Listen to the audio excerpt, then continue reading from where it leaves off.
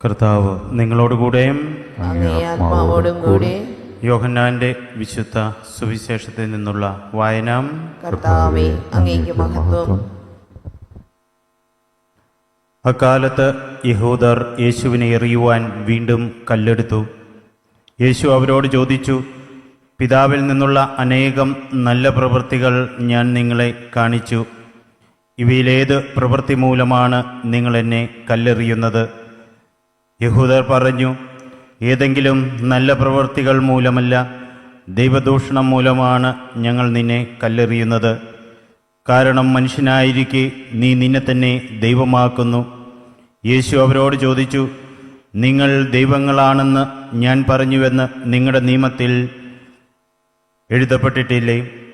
വിശുദ്ധ ലിഖിതം നിറവേറാതിരിക്കുകയില്ല. ദൈവവചനം ആരുടെ അടുത്തേക്ക് വന്നുവോ അവരെ ദൈവങ്ങളെന്ന് അവൻ വിളിച്ചു.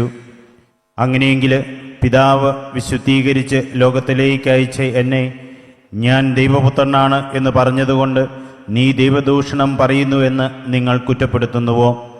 ഞാൻ എൻ്റെ പിതാവിൻ്റെ പ്രവൃത്തികൾ ചെയ്യുന്നില്ലെങ്കിൽ നിങ്ങൾ എന്നെ വിശ്വസിക്കേണ്ട. എന്നാൽ ഞാൻ അവ ചെയ്യുന്നെങ്കിൽ നിങ്ങൾ എന്നിൽ വിശ്വസിക്കുന്നില്ലെങ്കിലും ആ പ്രവൃത്തികളിൽ വിശ്വസിക്കുവിൻ.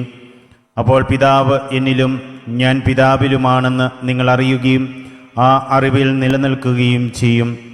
വീണ്ടും അവർ അവനെ ബന്ധിക്കുവാൻ ശ്രമിച്ചു. എന്നാൽ അവൻ അവരുടെ കൈകളിൽ നിന്ന് രക്ഷപ്പെട്ടു. ജോർദാൻ്റെ മറുകരയിൽ യോഹന്നാൻ ആദ്യം സ്നാനം നൽകിയിരുന്ന സ്ഥലത്തേക്ക് അവൻ വീണ്ടും പോയി അവിടെ താമസിച്ചു. വളരെ പേർ അവൻ്റെ അടുത്തേക്ക് വന്നു. അവർ പറഞ്ഞു, യോഹന്നാൻ ഒരടയാളവും പ്രവർത്തിച്ചില്ല. എന്നാൽ ഈ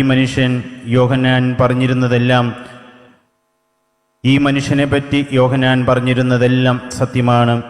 അവിടെ വച്ച് വളരെ പേർ അവനിൽ വിശ്വസിച്ചു.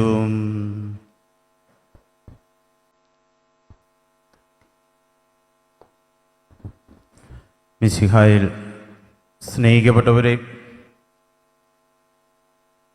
ഒന്നാം വായനയിലൂടെ നമ്മൾ കടന്നു പോകുമ്പോൾ ദൈവഹിതമനുസരിച്ച് പ്രവർത്തിച്ച ജെറോമയായെ ജനക്കൂട്ടം ഇല്ലായ്മ ചെയ്യുവാനായിട്ട് ശ്രമിക്കുന്നതായിട്ട് നമ്മൾ കാണുന്നു.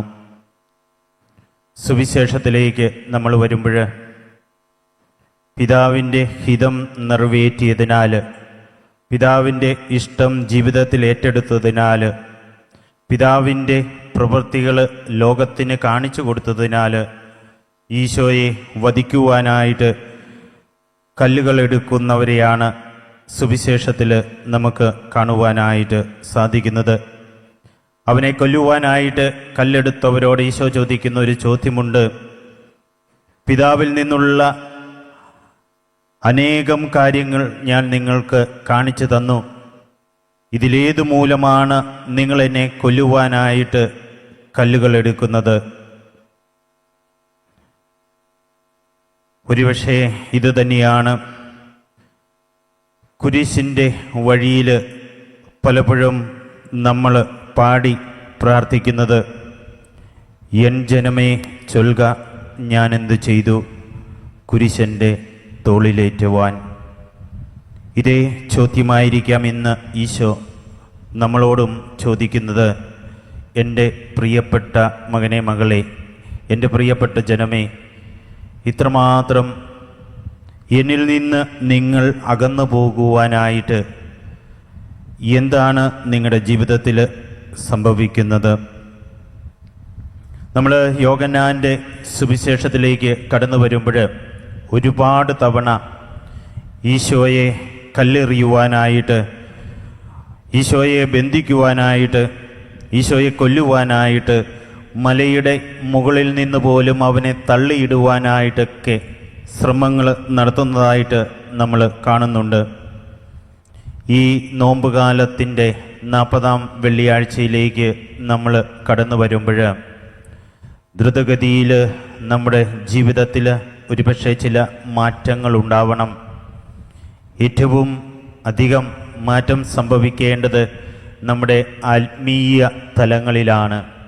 ഈശോയോട് ഏറ്റവും ചേർന്ന് നിൽക്കുവാനായിട്ട് ദൈവം പോലും ആഗ്രഹിക്കുന്ന പുണ്യ ദിനങ്ങളാണ് നമ്മുടെ മുന്നിലുള്ളത്. കൂടുതൽ പ്രാർത്ഥിച്ചുകൊണ്ട്, കൂടുതൽ സഹനങ്ങളും ത്യാഗങ്ങളും എടുത്ത് പ്രാർത്ഥിച്ചുകൊണ്ട്, ക്രൂശിതൻ്റെ കുരിശിനോട് നമ്മുടെയൊക്കെ ജീവിതം ചേർത്ത് വെച്ചുകൊണ്ട്, അവൻ കുരിശിൽ മരിച്ചത് എൻ്റെ പാപത്തിൻ്റെ പരിഹാരമായിട്ടായിരുന്നു, എൻ്റെ ബലഹീനതയുടെ, എൻ്റെ കുറവുകളെ നികത്തുവാൻ വേണ്ടിയായിരുന്നുവെന്ന ഉത്തമ ബോധ്യം നമ്മുടെ ജീവിതത്തിൽ ഏറ്റെടുക്കുമ്പോൾ ഈ ദിവസങ്ങളിൽ വലിയ ദൈവകൃപ, വലിയ ദൈവത്തിൻ്റെ അഭിഷേകം, ആത്മാവാൽ നിറയുവാനുള്ള വലിയ മനസ്സിൻ്റെ തുറവിയൊക്കെ പ്രിയമുള്ളവരെ നമ്മുടെ ജീവിതത്തിലേക്ക് കടന്നു വരും.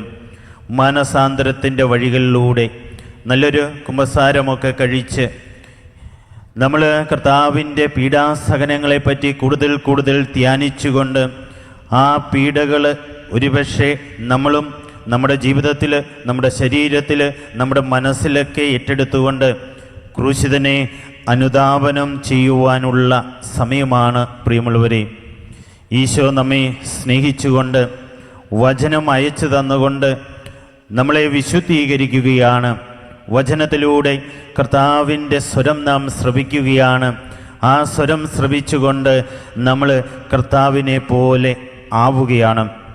അതുപോലെ തന്നെ നമ്മൾ ഈ ദിവസങ്ങളിൽ അർപ്പിക്കുന്ന വിശുദ്ധ കുർബാന, കർത്താവ് തൻ്റെ ശരീരവും രക്തവുമെല്ലാം നമുക്ക് പകർന്നു നൽകുമ്പോൾ നമ്മളും കർത്താവിനെ പോലെ, ദൈവത്തെ പോലെ, മറ്റൊരു ക്രിസ്തുവിനെ പോലെ ദൈവമക്കളായി മാറുന്ന സ്നേഹത്തിൻ്റെ വലിയ അനുഭവത്തിലേക്ക് നമുക്കും കടന്നു വരാം. പ്രിയമുള്ളവരെ, ഈ നോമ്പിൻ്റെ അവസാന ദിവസങ്ങളിലേക്ക് നമ്മൾ കടന്നു വരുമ്പോൾ നമ്മുടെ ജീവിതത്തിൽ, നമ്മുടെ കുടുംബ ജീവിതത്തിൽ, നമ്മുടെ മാതാപിതാക്കൾ, നമ്മുടെ ജീവിത പങ്കാളി എത്രമാത്രം നമുക്ക് വേണ്ടി സഹിക്കുന്നുണ്ട്.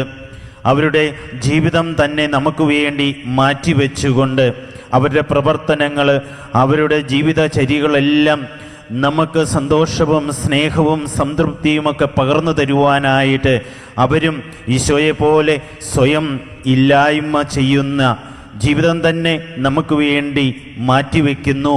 എങ്കിലും ചിലപ്പോഴൊക്കെ നമ്മളവരെ നമ്മുടെ ജീവിതത്തിൽ നമ്മുടെ വാക്കുകളിലൂടെയെങ്കിലും ഇല്ലായ്മ ചെയ്യുവാനായിട്ട് ശ്രമിക്കുന്നില്ലേ? നമ്മുടെ സഹോദരങ്ങൾ, നമ്മുടെ മക്കൾ നമ്മളെയൊക്കെ ചേർത്ത് പിടിക്കുവാനായിട്ട് വെമ്പൽ കൊണ്ടുകൊണ്ട് നമ്മളോട് ചേർന്ന് നിൽക്കുമ്പോൾ അവരെയൊക്കെ ചിലപ്പോൾ നമ്മുടെ പ്രവൃത്തികളിലൂടെ, നമ്മുടെ വാക്കുകളിലൂടെ, നമ്മുടെ ചിന്തകളിലൂടെയെങ്കിലും കല്ലെറിയുവാനായിട്ട് കുനിഞ്ഞ് കല്ലെടുക്കുന്ന മനോഭാവങ്ങൾ നമ്മുടെയൊക്കെ ജീവിതത്തിലുണ്ടെങ്കിൽ തീർച്ചയായിട്ടും ഒന്ന് പോസ്റ്റ് ചെയ്ത് ഈശോയുടെ കുരിശിനോട് നമ്മുടെ ജീവിതത്തെ ചേർത്ത് വെച്ചുകൊണ്ട് അവരെ കൂടി നമ്മുടെ ജീവിതത്തിൽ നിന്ന് മാറ്റി നിർത്തുന്നുണ്ടെങ്കിൽ ചേർത്ത് പിടിക്കുവാൻ ഒരു ശ്രമം. അതുപോലെ തന്നെ നമ്മൾ ഈശോയെ പോലെ മറ്റുള്ളവർക്ക് ഒരു നല്ല സുവിശേഷമായിട്ട് മാറണം, ഒരു ഗുഡ് ന്യൂസ് ആയിട്ട് മാറണം. എന്നാൽ ചിലപ്പോഴെങ്കിലും പ്രിയമുള്ളവരെ നമ്മുടെ ചിന്തകൾ, നമ്മുടെ പ്രവൃത്തികൾ, നമ്മളായിരിക്കുന്ന അവസ്ഥകളൊക്കെ ഒരു ഗുഡ് ന്യൂസ് ആകുന്നതിന് പകരം പലർക്കും അതൊരു ബാഡ് ന്യൂസ്, ചിലപ്പോഴൊക്കെ ഒരു ഹൊറർ ന്യൂസായി മാറുന്നുണ്ടെങ്കിൽ, അവർക്ക് ജീവിതത്തിൽ നമ്മൾ ഒരു ഭാരമായിട്ട് മാറുന്നുണ്ടെങ്കിൽ അത് നമ്മളാദ്യം മനസ്സിലാക്കി അവരോട് കൂടെ ചേർന്നുകൊണ്ട് ഈ പീഡാസഹനത്തിൻ്റെ ദിവസങ്ങളിൽ കർത്താവിനോട് ചേർന്ന് നിന്ന് നമ്മളെ തന്നെ വിശുദ്ധീകരിക്കുവാനായിട്ട് നമുക്ക് ഒരു തീരുമാനമെടുക്കാം. വചനം മാംസമായിട്ട് നമ്മുടെ ജീവിതത്തിൽ മാറണം. നമ്മുടെ വാക്കുകൾ മറ്റുള്ളവരെ ആശ്വസിപ്പിക്കുകയും ചേർത്ത് പിടിക്കുകയും ചെയ്യുന്നതിന് പകരം അത് വലിയൊരു ഭാരമായിട്ട് അവർക്ക് മാറുന്നുണ്ടെങ്കിൽ അതൊക്കെയാണ് ഈ ദിവസങ്ങളിൽ നമ്മൾ ധ്യാനിക്കേണ്ടത്. അതൊക്കെയാണ് നമ്മൾ ഒരു മാറ്റം നമ്മുടെ ജീവിതത്തിൽ വരുത്തേണ്ടത്. അതുപോലെ തന്നെ ചിലപ്പോഴൊക്കെ നമ്മുടെ ജീവിതത്തിൽ നമുക്ക് ദൈവത്തെപ്പറ്റി ഒരു എക്സ്പെക്റ്റേഷനുണ്ട്. ചിലപ്പോൾ ദൈവം നമ്മുടെ ജീവിതത്തിൽ പെട്ടെന്ന് പ്രവർത്തിച്ചില്ലെങ്കിൽ, ദൈവം നമ്മുടെ ഒപ്പം ദൈവത്തിന് എത്തുവാൻ സാധിക്കുന്നില്ല എന്ന് നമുക്ക് തോന്നുന്നുണ്ടെങ്കിൽ നാം ദൈവത്തെ നമ്മുടെ ജീവിതത്തിൽ നിന്നും എന്നേക്കുമായിട്ട് ഇല്ലായ്മ ചെയ്യുന്നൊരു മനോഭാവം അത് നമ്മുടെ ജീവിതത്തിലുണ്ടെങ്കിൽ തീർച്ചയായിട്ടും അതിനൊക്കെ മാറ്റം വരണം. കാര്യങ്ങൾ നാം ആഗ്രഹിക്കുന്ന രീതിയിൽ സംഭവിക്കാതെ വരുമ്പോൾ ദൈവത്തെയും സഭയെയും ഒക്കെ നമ്മൾ നമ്മുടെ ജീവിതത്തിൽ നിന്ന് തള്ളിപ്പറയുന്നുണ്ടെങ്കിൽ, ഉപേക്ഷിക്കുന്നുണ്ടെങ്കിൽ, ദൂരത്തേക്ക് അകറ്റുന്നുണ്ടെങ്കിൽ, കുറ്റപ്പെടുത്തുന്നുണ്ടെങ്കിൽ, ദൈവമില്ല എന്ന് മറ്റുള്ളവരോട് നമ്മൾ പറഞ്ഞു നടക്കുന്നുണ്ടെങ്കിൽ, ദൈവം എനിക്ക് നൽകിയ 1000 നന്മകൾ ഞാൻ എൻ്റെ അമ്മയുടെ ഗർഭപാത്രത്തിലായിരിക്കുന്ന നിമിഷം വരെ മുതൽ ഇന്ന് വരെ ദൈവം എന്നെ കൈപിടിച്ച് നടത്തിയ വലിയ അനുഗ്രഹത്തിൻ്റെ, അഭിഷേകത്തിൻ്റെ ആ ധന്യമുഹൂർത്തങ്ങളെ പറ്റി ധ്യാനിച്ച് ചിന്തിച്ച് കർത്താവിന് നന്ദി പറയേണ്ട നിമിഷങ്ങൾ കൂടിയാണ് ഈ ദിവസങ്ങൾ. പ്രിയമുള്ളവരെ, കർത്താവിൻ്റെ പീഡാസഹനത്തോട് ചേർന്ന് നിന്നുകൊണ്ട് നമ്മളെ കുറച്ചുകൂടി വിശുദ്ധീകരിക്കുവാൻ, കുറച്ചുകൂടി കർത്താവിനോട് ചേർന്ന് നിൽക്കുവാനായിട്ട് നമുക്ക് ശ്രമിക്കാം. കർത്താവ് നമ്മെ അനുഗ്രഹിക്കട്ടെ. പിതാവിൻ്റെയും പുത്രൻ്റെയും പരിശുദ്ധാത്മാവിൻ്റെയും നാമത്തിൽ ആമേൻ.